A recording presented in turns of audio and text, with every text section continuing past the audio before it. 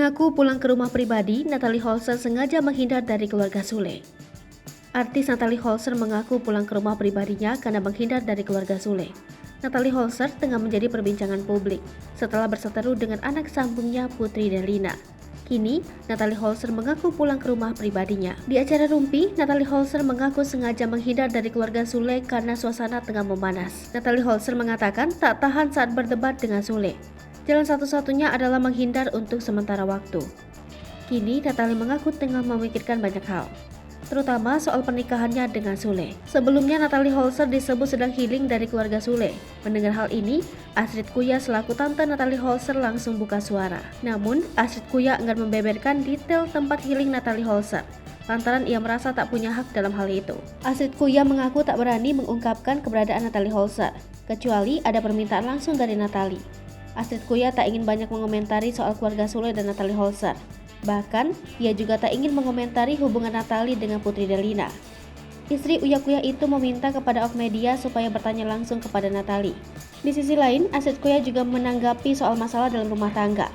Astrid Kuya selalu memberi nasihat kepada Natalie soal adanya permasalahan dalam rumah tangga. Pun dengan Astrid dan Uya Kuya juga kerap menghadapi permasalahan dalam rumah tangganya. Sehingga Astrid Kuya selalu memperingatkan Natalie Holzer yang baru berumah tangga selama 2 tahun. Selain itu, Astrid Kuya terlihat enggan menanggapi soal sikap Sule selama ini. Ibu dua anak itu mengaku tak pernah mendengar cerita tentang Sule dari Natalie Holzer.